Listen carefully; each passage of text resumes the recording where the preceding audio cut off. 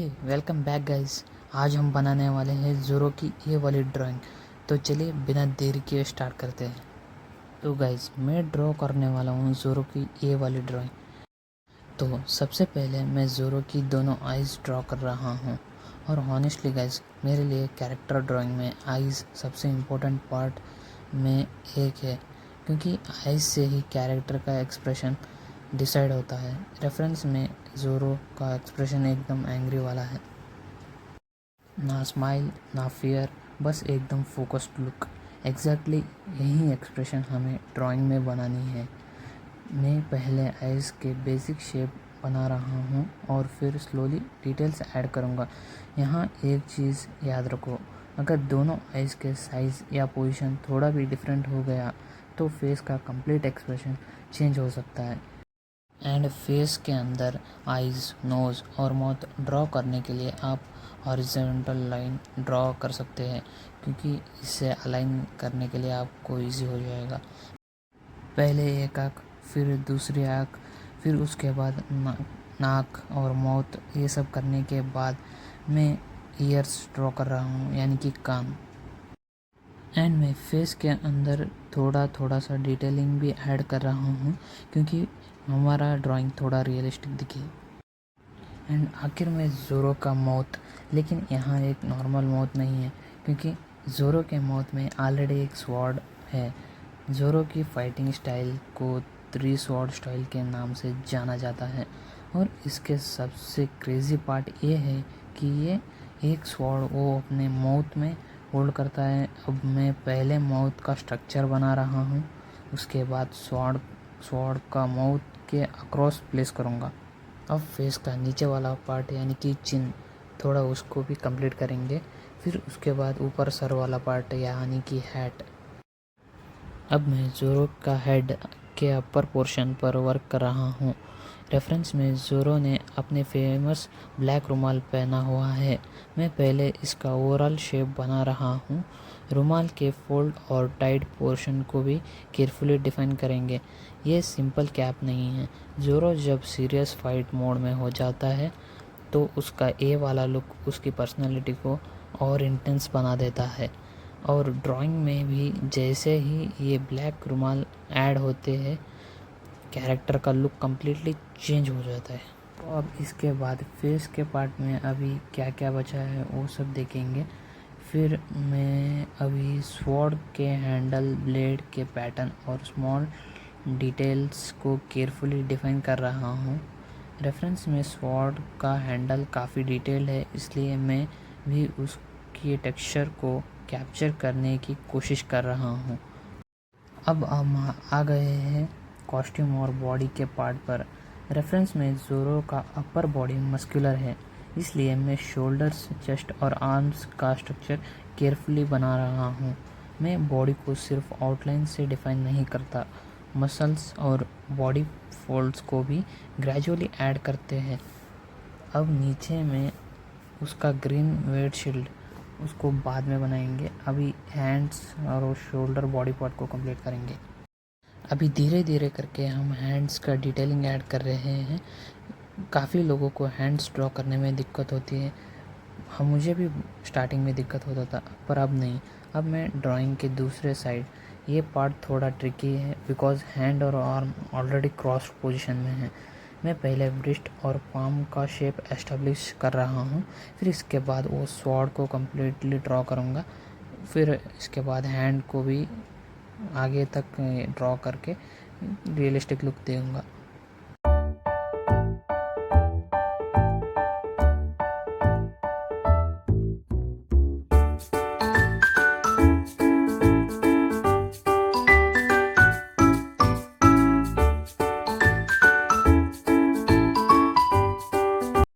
तो अब मैं ज़ोरो के दूसरे हैंड के अराउंड टाइड क्लॉथ ड्रॉ कर रहा हूँ। रेफरेंस में एक क्लॉथ हैंड और आर्म के अराउंड रैप्ड है और साइड में इसका एंड भी विजिबल है, इसलिए यहाँ मैं डिफरेंट फोल्ड्स ऐड कर रहा हूँ। और ये स्मॉल डिटेल्स ज़ोरो के ओवरऑल डिज़ाइन को और इंटरेस्टिंग बना देता है। अब अपर बॉडी का स्ट्रक्चर काफ़ी क्लियरली विजिबल होने लगा है। सॉरी गाइस, इस पार्ट में मुझे थोड़ा गलती हो गया था, तो इसलिए मैं फिर से वो बैंड और स्वॉर्ड को फिर से इरेज करके ड्रॉ कर रहा हूँ। इसके लिए माफ़ कर दो। थोड़ा सा स्वॉर्ड को डिटेलिंग करने के बाद मैं बॉडी के अंदर की पार्ट, यानी कि जो मसल्स वो सब है, उनमें लाइन्स ऐड कर रहा हूँ, क्योंकि डिटेलिंग करके थोड़ा रियलिस्टिक लुक देना पड़ेगा। तो इसके लिए अब मैं ड्राइंग में शैडोज़ और डार्क स्पॉट्स ऐड कर रहा हूँ, और यही वो स्टेप है जो सिंपल लाइन ड्राइंग को एक कम्प्लीटली डिफरेंट लेवल पर लेके जाता है। मैं पहले डार्क एरियाज़ आइडेंटिफाई कर रहा हूँ, जैसे बंधाने के फोल्ड्स, आर्म्स के नीचे, कॉस्ट्यूम के फोल्ड्स, स्वॉर्ड्स के अराउंड और बॉडी के कुछ पोर्शंस में हर जगह सेम डार्कनेस नहीं दे रहा। कुछ एरियाज़ डार्क, कुछ मीडियम और कुछ एरियाज लाइट। इस ड्राइंग में डेप्थ क्रिएट होता है। अगर आप भी शेडिंग कर रहे हो तो एक सिंपल रूल याद रखो, लाइट सोर्स डिसाइड करो। अगर लाइट एक साइड से आ रहा है तो अपोजिट साइड से नेचुरल डार्कर होगी। चलिए बीच में थोड़ा स्टोरी हो जाए। ज़ोरो बचपन से ही एक नॉर्मल किड नहीं था। उसका एक ही ड्रीम था, वर्ल्ड्स ग्रेटेस्ट स्पोर्ट्समैन बनना। लेकिन जब वो छोटा था तब उसे एक लड़की ने चैलेंज किया था, क्यों ना भी एक इनक्रेडिबल स्वॉर्ड्समैन नहीं, स्वॉर्ड्स वुमेन थी। और ज़ोरो उससे बार बार फाइट करता था, लेकिन हर बार ज़ोरो हार जाता था। ज़ोरो के लिए ये सिर्फ हार नहीं था, ये उसके लिए मोटिवेशन थी कि उसे और स्ट्रॉन्ग बनना है। दोनों ने एक प्रॉमिस भी किया था कि उनमें से कोई एक दिन वर्ल्ड्स ग्रेटेस्ट स्वॉर्ड्समैन बनेगा। लेकिन अनफॉर्चुनेटली क्वीनी की अनएक्सपेक्टेड डेथ हो गई। ये मोमेंट ज़ोरो की लाइफ के सबसे पेनफुल मोमेंट था।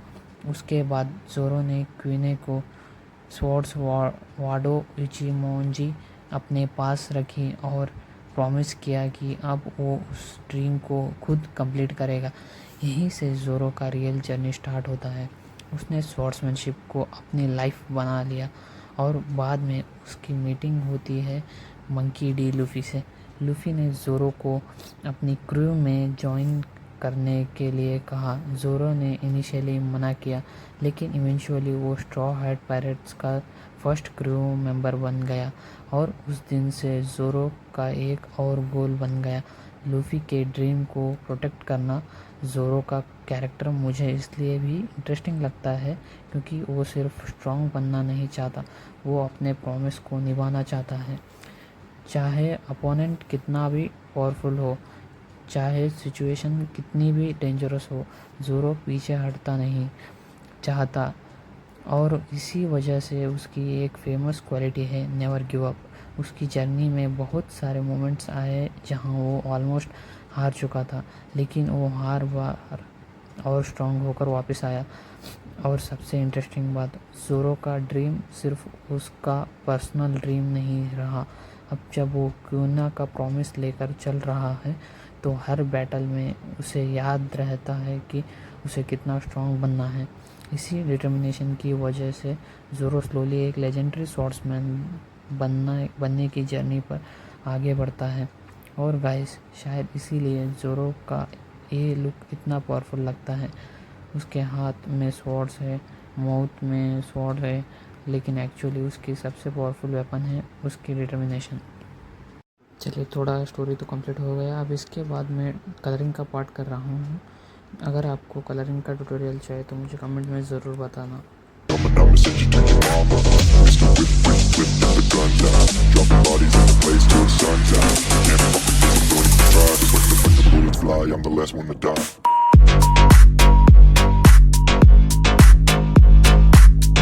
तो चलिए, ड्राइंग तो कंप्लीट होने में ही है। अगर मेरा ड्राइंग आपको अच्छा लगा तो चैनल को सब्सक्राइब करिए, लाइक करिए और कमेंट में बताइए क्या गलत है और शेयर कीजिए।